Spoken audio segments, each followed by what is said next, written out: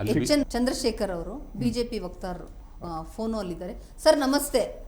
ನಮಸ್ಕಾರ ಸರ್, 3 ಕ್ಷೇತ್ರದಲ್ಲಿ ಕಾಂಗ್ರೆಸ್ ಮುನ್ನಡೆಯಲ್ಲಿದೆ, ಏನ್ ಹೇಳ್ತೀರಾ? ಇನ್ನೂ ಒಂದಷ್ಟು ಏನು ಕೌಂಟಿಂಗ್ ಆಗೋದು ಬಾಕಿ ಇದೆ. ಕಡೆ ಕ್ಷಣದವರೆಗೂ ನೋಡೋಣ. ಅಕಸ್ಮಾತ್ ಏನು ಈ ರೀತಿಯ ಟ್ರೆಂಡ್ಗಳು ಮುನ್ನಡೀತಾ ಇದೆ, ಇದೇ ನಿಜ ಆಯ್ತು ಅಂತ ಹೇಳಿದ್ರೆ ಎಲ್ಲೋ ಜನರಿಗೆ ವಿಷಯವನ್ನ ಮುಗಿಸೋದ್ರಲ್ಲಿ ನಾವೇನಾದ್ರು ವಿಫಲ ಆಗುವ ಅಂತ ನಮ್ಗೊಂದು ಅನುಮಾನ. ಯಾಕೆ ಅಂತ ಹೇಳಿದ್ರೆ ಇಡೀ ಭಾರತದ ಇತಿಹಾಸದಲ್ಲಿ ಸಿದ್ದರಾಮಯ್ಯರ ಸರ್ಕಾರದಷ್ಟು ಭ್ರಷ್ಟಾಚಾರಿ ಸರ್ಕಾರ ಯಾವ ಬಂದೇ ಇರಲಿಲ್ಲ. ಯಾಕಂದ್ರೆ ಸದನದಲ್ಲೇ ನಿಂತ್ಕೊಂಡು ಮುಖ್ಯಮಂತ್ರಿ ಒಪ್ಕೊಂತಾರೆ 87 ಕೋಟಿ ನಾವು ಇದು ನಡೆದಿದೆ ಅಂತ ಹೇಳಿ, ವಾಲ್ಮೀಕಿ ಅವ್ಯವಹಾರ ನಡೆದಿದೆ ಅಂತ ಹೇಳಿ ಸದನದಲ್ಲಿ ಒಪ್ಕೊಂತಾರೆ. ವಾಲ್ಮೀಕಿ ಹಗರಣದಲ್ಲಿ ಇವರೇ ಹೇಳುವ ರೀತಿಯಲ್ಲಿ 62 ಕೋಟಿ ರೂಪಾಯಿ ಸೈಟ್ ವ್ಯಾಲ್ಯೂನ ಒಬ್ಬ ಮುಖ್ಯಮಂತ್ರಿ ಸಿಟ್ಟಿಂಗ್ ಚೀಫ್ ಮಿನಿಸ್ಟರ್ ಮಾಡಿದ್ರೆ ಅವ್ರ ಬಗ್ಗೆ ತನಿಖೆ ಹಾಕ್ಬೇಕು ಅಂತ ಹೇಳಿ ಹೈಕೋರ್ಟ್ ಹೇಳುತ್ತೆ. ಅದಾದ್ಮೇಲೆ SC ST SP 25,000 ಕೋಟಿ ಒಪ್ಪಿಟ್ಟಿದ್ರೆ ಪರಸ್ಪರ ಅವರೇ ಒಪ್ಪಿಟ್ಟಿದ್ದಾರೆ. ಈ ರೀತಿ ಭ್ರಷ್ಟಾಚಾರದಲ್ಲಿ ಕೂತ್ಕೊಂಡು ಜೊತೆಗೆ ಇಡೀ ರಾಜ್ಯವನ್ನ ದಿವಾಳಿ ಮಾಡಿರ್ತಕ್ಕಂಥ ಸರ್ಕಾರ, ಅದಕ್ಕೆ ಮತ್ತೆ ಜನ ಅದಕ್ಕೆ ಬುದ್ಧಿ ಕಲಿಸಿಲ್ಲ ಅಂತ ಹೇಳಿದ್ರೆ ಎಲ್ಲೋ ಈ ಸರ್ಕಾರ ಮಾಡಿರ್ತಕ್ಕಂಥ ವಿಫಲತೆಗಳನ್ನ ಜನರಿಗೆ ಮುಟ್ಸೋದ್ರಲ್ಲಿ ನಾವೆಲ್ಲ ಹಿನ್ನಡೆ ಅನುಭವಿಸೋದು ಅಂತ ಒಂದು ಸಣ್ಣ ಅನುಮಾನ ಇದೆ. ಸರ್, ಈಗ ಅದೇ ಪ್ರಶ್ನೆ ಎಲ್ಲರ ಮುಂದಿರುವಂತದ್ದು. ರಾಜ್ಯದಲ್ಲಿ ಬಿಜೆಪಿ ನಾಯಕತ್ವ ಸರಿಯಾಗಿಲ್ಲ ಅನ್ನುವಂಥ ಚರ್ಚೆ ಜೋರಾಗಿರೋದೆ ಇದೆ. ಇದ್ರ ಬಗ್ಗೆ ಏನ್ ಹೇಳ್ತೀರಾ ಸರ್ ನೀವು? ನೋಡಿ, ಯಾವತ್ತೂ ಉಪಚುನಾವಣೆಗಳು ಯಾವುದೇ ರಾಜ್ಯದಲ್ಲಿ ನಡೀಲಿ, ಅದು ಜಡ್ಪಿ ಚುನಾವಣೆಗಳು ನಡೀಲಿ, ಗ್ರಾಮಾಂತರ ಚುನಾವಣೆಗಳು ನಡೀಲಿ, ಆಡಳಿತ ಪಕ್ಷದ ಪರವಾಗಿ ಇರುತ್ತೆ. ನೀವು 1 ಕ್ಷೇತ್ರ ಮತ್ತೆ 2 ಕ್ಷೇತ್ರದಲ್ಲಿ ಹಾಗಾದ್ರೆ ಬಿಜೆಪಿ ನಾಯಕತ್ವದಲ್ಲಿ ಲೋಕಸಭೆ ಒಳಗಡೆ ಅಷ್ಟೊಂದು ಮ್ಯಾಸಿವ್ ಯಾಕೆ ಬಂತು? 136 ಕ್ಷೇತ್ರ ಗೆದ್ದಿದ್ದಂತಹ ಪಕ್ಷ ಕೇವಲ 6 ತಿಂಗಳೊಳಗಡೆಗೇನೆ ಅತಿ ದೊಡ್ಡ ಸೋಲನ್ನ ಲೋಕಸಭೆ ಒಳಗಡೆ ಅನುಭವಿಸುತ್ತೆ ಅಂತ ಹೇಳಿ ಯಾರು ಕಾರಣಕ್ಕೋಸ್ಕರ? ಹಾಗಾದ್ರೆ ಹೇಳ್ಬೋದಲ್ಲ ಬಿಜೆಪಿ ಗಟ್ಟಿ ನಾಯಕಕ್ಕೋಸ್ಕರ ಅಂತ ಹೇಳಿ. ಆದ್ರೆ ಸರ್, ಈಗ 2 ಕ್ಷೇತ್ರಗಳಲ್ಲಿ ಏನು ಚನ್ನಪಟ್ಟಣದಲ್ಲಿ ಮಾಜಿ ಮುಖ್ಯಮಂತ್ರಿ ಮಗ ನಿಂತಿರ್ತಾರೆ, ಇಲ್ಲಿ ಶಿಗ್ಗಾಂವಿಯಲ್ಲೂ ಕೂಡ ಮಾಜಿ ಮುಖ್ಯಮಂತ್ರಿ ನಿಮ್ಮದೇ ಪಕ್ಷದ ಬೊಮ್ಮಾಯಿ ಅವರ ಮಗ ನಿಂತಿರ್ತಾರೆ. ಈ 2 ಕ್ಷೇತ್ರಗಳಲ್ಲಿ ಘಟಾನುಘಟಿ ಕುಟುಂಬದ ಮಕ್ಕಳನ್ನೇ ನಿಲ್ಸಿಯೂ ಕೂಡ ಗೆಲ್ಸ್ಕೊಳ್ಲಿಕ್ಕಾಗಿಲ್ವಲ್ಲ ಸರ್ ಅಂತ. ಅಲ್ಲ, ನಾನೀಗ ಒಂದು ನ್ಯಾಷನಲ್ ಚಾನೆಲ್ ಅಲ್ಲಿ ನಾನು ಡಿಬೇಟ್ ಅಲ್ಲಿ ಇದ್ದೆ. ಅಲ್ಲಿ ಕಾಂಗ್ರೆಸ್ನ ವಕ್ತಾರ ಹೇಳ್ತಾ ಇದ್ರು, ನಾವು ಶಿಗ್ಗಾವಿ ವಿಚಾರಕ್ಕೆ ಬಂದಲ್ಲಿ ಸತೀಶ್ ಜಾರಕಿಹೊಳಿ ಅವರು ಮತ್ತೆ ಜಮೀರ್ ಅಹ್ಮದ್ ಅವರು ಸೇರ್ಕೊಂಡು ಅಹಿಂದ ಮತಗಳನ್ನ ಕೂಡಿಸಿದ್ರು. ಅದ್ರ ಅರ್ಥ ಏನ್ ಅಹಿಂದ ಅಂದ್ರೆ ಒಟ್ಟು ಅಲ್ಪಸಂಖ್ಯಾತರು, ಹಿಂದುಳಿದವರು ಮತ್ತೆ ದಲಿತರು ಅಂತ ತಾನೆ. ಅಂದ್ರೆ ನೀವು ಹಿಂದೂ ಸಮಾಜವನ್ನೇ ನೀವು ಡಿವೈಡ್ ಮಾಡಿದ್ದೀರಿ ಅಂತ ಅರ್ಥ ತಾನೆ ಇದು. ನಿಮ್ಗೆ ಎಲ್ಲ ಒಟ್ಟು ಸಮಾಜದಲ್ಲಿ ನಿಮ್ಗೆ ಓಟುಗಳು ಬೇಡ. ಇದೇ ನೋಡಿ, ಲೋಕಸಭಾ ಚುನಾವಣೆಯಲ್ಲಿ ನಮ್ಗೆ ಸ್ವಲ್ಪ ಹಿನ್ನಡೆ ಆಯ್ತು. ಅಲ್ಲ ಸರ್, ಈಗ ಚುನಾವಣೆ ಅಂತ ಬಂದಾಗ ಈ ಜಾತಿ ವಿಚಾರಗಳೆಲ್ಲ ಬರಲೇಬೇಕಾಗುತ್ತೆ. ಯಾಕಂದ್ರೆ ಇಲ್ಲ ಅಂದ್ರೆ ನೀವು ಈಗ ಶಿಗ್ಗಾಂವಲ್ಲಿ ಟಿಕೆಟ್ ಕೊಡುವಾಗ ಯಾಕೆ ಅಲ್ಲಿ ಲಿಂಗಾಯತರಿಗೆ ಯಾಕೆ ಟಿಕೆಟ್ ಕೊಡ್ತೀರಾ ಸರ್? ಅಲ್ವಾ, ಅವೆಲ್ಲ ಚರ್ಚೆಗಳು ಬಂದೇ ಬರುತ್ತೆ. ಅಲ್ಲಲ್ಲ, ನಾನು ಅದೇ ವಿಚಾರಕ್ಕೆ ಹೋಗ್ತಾ ಇದ್ದೀನಿ. ಒಬ್ಬ ಮಾಜಿ ಮುಖ್ಯಮಂತ್ರಿಯನ್ನ ನೀವು ಗರಿಯ ಅಂತ ಹೇಳ್ಬೇಕಾದ್ರೆ ಒಬ್ಬ ಮಾಜಿ ಪ್ರಧಾನಮಂತ್ರಿಯನ್ನ ಕೊಂಡ್ಕೊತೀವಿ ಅಂತ ಹೇಳಿ ಯಾವ ಕಾರಣಕ್ಕೋಸ್ಕರ ಆಗಿತ್ತು ಸರ್? ನೀವೇ ಹೇಳೋ ಪ್ರಕಾರ ಲೋಕಸಭೆ ಚುನಾವಣೆಯಲ್ಲಿ NDA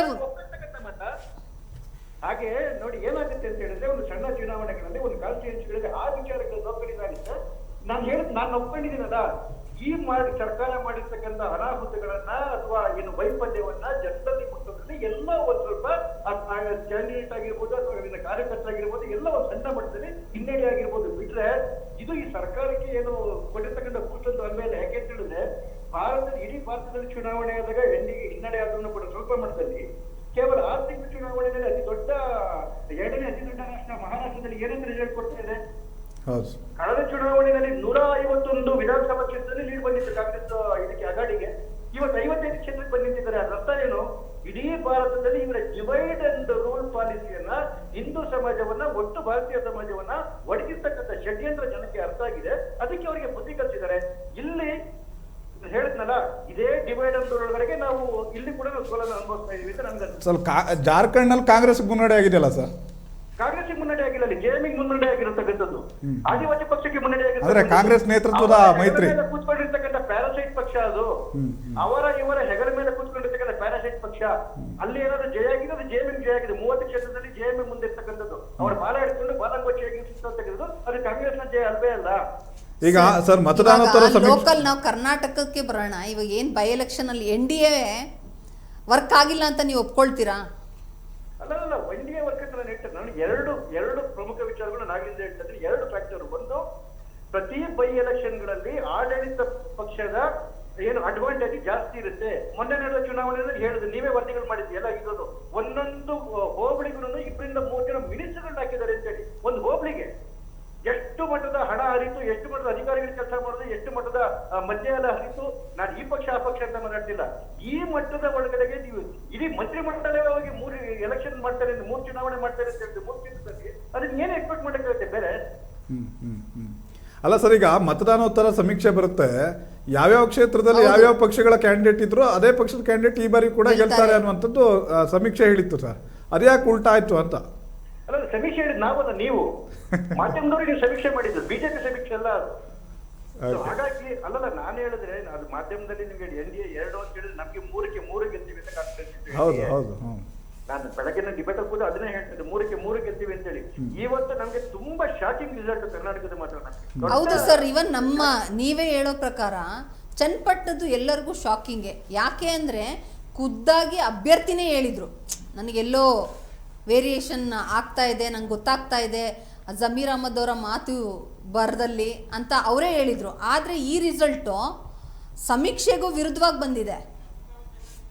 ಖಂಡಿತಮ್ಮ, ಇಲ್ಲಿ ಆಗಿರ್ತಕ್ಕಂತಹ ಅಕಸ್ಮಾತ್ ಏನಾದ್ರು ರಿಸಲ್ಟ್ ಇದೇ ರೀತಿ ಬಂದ್ರೆ ಆಗಿರ್ತಕ್ಕಂತಹ ಫಲನ ನಾವು ಸ್ವೀಕರಿಸ್ತೀವಿ. ಜನ ಕೊಟ್ಟಿರ್ತಕ್ಕಂಥ ತೀರ್ಪಿಗೆ ಯಾರನ್ನು ಯಾವುದನ್ನು ಅಬ್ಜೆಕ್ಷನ್ ಮಾಡ್ಲಿಕ್ಕಾಗಲ್ಲ. ಅದು ಜನರ ತೀರ್ಪು, ಅದನ್ನ ಒಪ್ಕೊಳ್ಳೇಬೇಕು. ಆದ್ರೆ ಒಂದು ಪೊಲಿಟಿಕಲ್ ಪಾರ್ಟಿಗೆ ನಾನು ವಕ್ತಾರರಾಗಿ ಏನ್ ಇಷ್ಟಪಡ್ತೀನಿ ಅಂತ ಹೇಳಿದ್ರೆ, ನಮ್ಮ ಕಾರ್ಯಕರ್ತರು ಜನರನ್ನ ತಲುಪೋದ್ರಲ್ಲಿ ಎಲ್ಲಾದ್ರೂ ವ್ಯತ್ಯಾಸಗಳಾಗಿತ್ತು ಅಂತಕ್ಕಂಥದ್ದು ಆತ್ಮಾವಲೋಕನವನ್ನು ನಮ್ಗೆ ಮಾಡ್ಕೊಳ್ಳೋದಕ್ಕೆ ಇದೊಂದು ಸಕಾಲ. ನಿಜವಾಗ್ಲೂ ನಮಗೂ ಕೂಡ ಶಾಕಿಂಗ್ ರಿಸಲ್ಟ್. ಅಲ್ಲ ಸರ್, ಚನ್ನಪಟ್ಟಣ ಕ್ಷೇತ್ರದಲ್ಲಿ ನಿಜವಾಗಿಯೂ ಅಲ್ಲಿ NDA ವರ್ಕೌಟ್ ಆಗಿಲ್ಲ ಅನ್ನುವಂಥದ್ದು ಸರ್. ಯಾಕಂದರೆ BJPನ ಕಟ್ಟಿದಂಥವ್ರು ಅಲ್ಲಿ ಯೋಗೀಶ್ವರ್ ಅವರು ಅವರೇ ಕಾಂಗ್ರೆಸ್ಸಿಗೆ ಹೋದಂಥ ಸಂದರ್ಭದಲ್ಲಿ ಅಲ್ಲಲ್ಲ, ನಾನು ಹೇಳ್ತೀನಿ. ಹಾಗಾದ್ರೆ ಕಾಂಗ್ರೆಸ್ ವರ್ಕ್ ಆಗಿದೆಯಾ ಅಲ್ಲಿ? ಕಳೆದ ಚುನಾವಣೆಯಲ್ಲಿ ಇವರಿಗೆ ಯಾರಿಗೆ ಕುಮಾರಸ್ವಾಮಿ ಅವ್ರಿಗೂ ಮತ್ತೆ ಯೋಗೀಶ್ವರ್ ಅವ್ರಿಗೆ ಇದ್ದಿದ್ದಂತ ಅಂತರ 15,913 ಓಟ್. ಅಂದ್ರೆ ಅಲ್ಲಿ 15,200 ಯೋಗೇಶ್ವರಿಗೆ ಒಳ್ಳೆ ವರ್ಚಸ್ಸಿತ್ತು ಇದೆ ಅಂತ ಅಲ್ಲಿ. ನಾನು ಅದನ್ನೇ ಹೇಳ್ತಾ ಇದ್ದೀನಿ. ನಮ್ದು ಏನು ಬಿಜೆಪಿ ಮತ್ತೆ JDS ಮಧ್ಯೆ ಗ್ಯಾಪ್ ಇತ್ತಲ್ಲ, ಅಂತರ ಇತ್ತಲ್ಲ, ಅದಕ್ಕಿಂತ ಕಡಿಮೆ ಒಟ್ಟು ಕಾಂಗ್ರೆಸ್ಗೆ ಬಂದಿದ್ದು. ಸೊ ಕಾಂಗ್ರೆಸ್ನ ಅಸ್ತಿತ್ವನೇ ಇರಲಿಲ್ಲ ಅಲ್ಲಿ. ಸೊ ಹಾಗಾಗಿ ಯೋಗೀಶ್ವರ್ ಅವ್ರಿಗಿದ್ದಂತಹ ಶಕ್ತಿ ಬಗ್ಗೆ ಎಲ್ರಿಗೂ ಅದು ಗೊತ್ತಿದೆ. ಅವ್ರ ಸ್ವಂತ ಶಕ್ತಿ ಇದೆ. ಅಲ್ಲ, ಕೊನೆ ಮೂಮೆಂಟ್ ವರೆಗೂ ಅವ್ರಿಗೆ BJPಯಿಂದ ಟಿಕೆಟ್ ಸಿಗುತ್ತೆ ಅನ್ನುವಂಥ ಆಸೆಯಲ್ಲೇ ಇದ್ರು ಸರ್ ಅವರು. ಆ ವಿಚಾರದಲ್ಲಿ ಯೋಗೀಶ್ವರ್ ಅವರು ಬಿಜೆಪಿಗೆ ಬೆನ್ನಿಗೆ ಚೂರಿ ಹಾಕುದು ಅಂತಾನೆ ನಾವು ಹೇಳ್ತೇವೆ. ಯಾಕೆಂತ ಹೇಳಿದ್ರೆ ಕಡೆ ಕ್ಷಣದವರೆಗೂ ಕೂಡ ಬಿಜೆಪಿ ತನ್ನ ಕಾರ್ಯಕರ್ತನ ಟಿಕೆಟ್ ಕೊಡಿಸಲೇಬೇಕು ಅಂತ ನಿಂತಿತ್ತು. JP ನಡ್ಡಾ ಅವರಿಂದ ಹಿಡ್ಕೊಂಡು ಇಲ್ಲಿರ್ತಕ್ಕಂಥ ಎಲ್ಲ ವಿಜಯೇಂದ್ರ ಅವರಿಂದ ಹಿಡ್ಕೊಂಡು ಅಥವಾ ನಮ್ಮ ಪ್ರಹ್ಲಾದ್ ಜೋಶಿ ಅವರು ಹಿಡ್ಕೊಂಡು ಕಡೆ ಕ್ಷಣದವರೆಗೂ ಹೋರಾಟ ಮಾಡಿದ್ರೆ ಕೇವಲ ಹೋರಾಟ ಮಾಡಿದಷ್ಟೇ ಅಲ್ಲ. ಕುಮಾರಸ್ವಾಮಿ ಅವರು ಬಹಳ ಸ್ಪಷ್ಟವಾಗಿ ಹೇಳಿದ್ರು. ಇದೇ ಪ್ರಹ್ಲಾದ್ ಜೋಶಿ ಅವರು ಕುಮಾರಸ್ವಾಮಿ ಅವರನ್ನು ಕನ್ವಿನ್ಸ್ ಮಾಡಿದ್ರು, ದಯಮಾಡಿ ಬಿಜೆಪಿನಲ್ಲಿ ಟಿಕೆಟ್ ಕೊಡಿ ಅವರಿಗೆ ಅಂತೇಳಿ. ನನಗೆ ಕುಮಾರಸ್ವಾಮಿ ಅವರು ಒಪ್ಪಿದ್ರು. 4 ಅವರ್ ಟೈಮ್ ಕೇಳಿದ್ರು ಯಾರೋ JP ನಡ್ಡಾ ಅವರು. ಏನಕ್ಕೆ ಅಂದ್ರೆ ಕುಮಾರಸ್ವಾಮಿ ಆ ಸಂದರ್ಭದಲ್ಲಿ ಸ್ಪಷ್ಟವಾಗಿ ಕೊಡ್ತಾ ಹೋಯ್ತು, ನಿಮ್ಗೆ ಬಿಜೆಪಿಯಿಂದನೇ ಟಿಕೆಟ್ ಆಗುತ್ತೆ ಅಂತ ಹೇಳಿ. ಆದ್ರೆ 3-4 ತಿಂಗಳಿಂದ ಏನೋ ಒಳಾಟಗಳಾಡಿದ್ರಲ್ಲ ಯೋಗೀಶ್ವರ್ ಅವರು, ನಿಜವಾಗ್ಲೂ ಬಿಜೆಪಿಗೆ ಬೆನ್ನಿಗೆ ಚೂರಿ ಹಾಕ್ಬಿಟ್ಟು ಹೋಗಿದ್ದವರು. ಅವರಿಗೆ ಟಿಕೆಟ್ ಆಗೇ ಆಗೋದು. ಅವ್ರು ಹೇಳ್ತಿರ್ತಕ್ಕಂಥ ಹಸಿರುಳ್ಳು ಅಂದ್ರೆ ಮೊದಲೇ ಪ್ಲಾನ್ ಮಾಡ್ಕೊಂಡಿದ್ರ ಸರ್ ಕಾಂಗ್ರೆಸ್ಗೆ ಹೋಗ್ಲಿಕ್ಕೆ? 100% ಪ್ಲಾನ್ ಮಾಡಿದ್ರು. ಇಲ್ಲ ಅಂತ ಹೇಳಿದ್ರೆ ಟಿಕೆಟ್ ಫಸ್ಟ್ ಹೇಳಿದ್ರು ಜನತಾದಳದಿಂದ ನಿಲ್ತೀವಿ ಅಂತ ಹೇಳಿದ್ರು, ಕೊಡ್ಲಿಕ್ಕೆ ರೆಡಿ ಆಯ್ತು. ಇಲ್ಲ ನಾನು ಜನತಾದಳದಲ್ಲಿ ಬಿಜೆಪಿಯಿಂದ ನಿಲ್ತೀವಿ ಅಂತ ಹೇಳಿದ್ರು, ಕನೆಕ್ಷನ್ ಅದಕ್ಕೂ ಒಪ್ಕೊಂಡ್ರು. ಅಂದ್ರೆ ಬಿಜೆಪಿ ಟಿಕೆಟ್ ಬೇಡ ಆಗಿತ್ತು. ಏನ್ ಮಾಡ್ಬೇಕು ಒಂದು ಪೊಲಿಟಿಕಲ್ ಪಾರ್ಟಿ ಆಗಿ ಅಂತ? ಅಲ್ಲ ಸರ್, ನೀವ್ ಹೇಳೋ ರೀತಿಲೇನೆ ನಿಮ್ಗೆ ಏನಾದ್ರೂ CP ಯೋಗೇಶ್ವರ್ ಅವ್ರಿಗೆ ಅಲ್ಲ CP ಯೋಗೇಶ್ವರ್ ಅವ್ರು ಅದೇ ಮಾತನ್ನೇ ಹೇಳಿದ್ದು, ನನಗೆ ಬಿಜೆಪಿಯಿಂದ ಟಿಕೆಟ್ ಇಲ್ಲ, JDS ನನ್ನ ಪಕ್ಷ ಬಿಜೆಪಿ, ನಾನು JDS ಇಂದ ಹೇಗ್ ನಿಲ್ಲಿ ಅಂತ ಅವರು ಆ ಹೇಳಿಕೆ ಕೊಟ್ಟಿದ್ರು. ನಾನು ಅದನ್ನೇ ನಮ್ಮ ಹೇಳ್ತಾ ಇರೋದು. ಬಿಜೆಪಿಯಿಂದ ಕೊಡಗೆ ಕನೆಕ್ಷನ್ ತೀರ್ಮಾನ ಆಯ್ತಲ್ಲ, ಅದಕ್ಕೆ ಕುಮಾರಸ್ವಾಮಿ ಅವರು ಒಪ್ಪಿದ್ರಲ್ಲ. ನೋಡಿ, ಬಿಜೆಪಿ ಒಬ್ಬ ಮನುಷ್ಯನಿಗೆ ಒಬ್ಬ ಕಾರ್ಯಕರ್ತರಿಗೆ ಮಾಡ್ಬೇಕಾದ್ರೆ ಅಷ್ಟೂ ಕೆಲಸವನ್ನು ಇವರಿಗೆ ಮಾಡಿದ್ದು, ಯೋಗೀಶ್ವರ್ ಅವರಿಗೆ ಮಾಡಿದ್ದು. ಮತ್ತೆ MLA ಟಿಕೆಟ್ ಕೊಡ್ತು. ಸೋತಾಗ್ಲೂ ಕೂಡ ಅವ್ರನ್ನ MLC ಮಾಡಿ ಮಿನಿಸ್ಟರ್ ಮಾಡ್ತು. ಆದ್ರೆ ಕಾಂಗ್ರೆಸ್ ಅವ್ರಿಗೆ ಏನ್ ಮಾಡಿತ್ತು, 2012ರಲ್ಲಿ ಇವ್ರಿಗೆ B4 ಹರಿದಾಕಿದ್ರು. ಯಾರು? DK ಶಿವಕುಮಾರ್ ಅವರು. ನನ್ನ ಜೀವನ ಮುಗಿಸ್ಬಿಡುತ್ತೆ DK ಶಿವಕುಮಾರ್ ಮತ್ತೆ ಕಾಂಗ್ರೆಸ್ ಅಂತ ಹೇಳಿ ಇದೇ CP ಯೋಗೀಶ್ವರ್ ಹೇಳಿದ್ರು. ಆದ್ರೆ ಬಿಜೆಪಿ ಏನ್ ಮಾಡ್ತು, ಸೋತಿರೋರಿಗೆ MLC ಮಾಡಿ ಮಿನಿಸ್ಟರ್ ಮಾಡ್ತು. ಯಾರಿಂದ ಯಾರಿಗೆ ಅನ್ಯಾಯ ಆಯ್ತು? ಇವತ್ತು ಬಿಜೆಪಿಯಿಂದ ಯೋಗೀಶ್ವರ್ಗೆ ಅನ್ಯಾಯ ಆಯ್ತು, ಯೋಗೀಶ್ವರಿಂದ ಬಿಜೆಪಿಗೆ ಅನ್ಯಾಯ ಆಯ್ತಾ? ಇನ್ನೊಂದ್ ಕಡೆ ಕುಮಾರಸ್ವಾಮಿ ಅವರಿಗೆ ಪುತ್ರ ವ್ಯಾಮೋಹ ಏನಾದ್ರೂ ತೊಂದರೆ ಮಾಡ್ತಾ ಅಂತ? ಇಲ್ಲ ಸರ್, ನೋಡಿ, ಇದು ಅಲ್ಲಿ ಇರ್ತಕ್ಕಂಥ ಎಲ್ಲಾ ಕಾರ್ಯಕರ್ತರು ಸೇರಿ ತೆಗೆದುಕೊಂಡಂತಹ ತೀರ್ಮಾನ. ಇಲ್ಲಿ ಹಾಗಾದ್ರೆ ನಿಮ್ಗೆ ವಯನಾಡಲ್ಲಿ ಏನಾಗಿತ್ತು, ಸಹೋದರಿ ಪ್ರೇಮ ಜಾಸ್ತಿ ಆಗೋಯ್ತು ಅಥವಾ ಪುತ್ರಿ ಪ್ರೇಮ ಜಾಸ್ತಿ ಆಗೋಯ್ತು ಅವ್ರಿಗೆ? ಚಿತ್ತಾಪುರದಲ್ಲಿ ಮಲ್ಲಿಕಾರ್ಜುನ ಖರ್ಗೆ ಅವರಿಗೆ ಪುತ್ರ ಪ್ರೇಮ ಜಾಸ್ತಿ ಆಗೋಯ್ತಾ?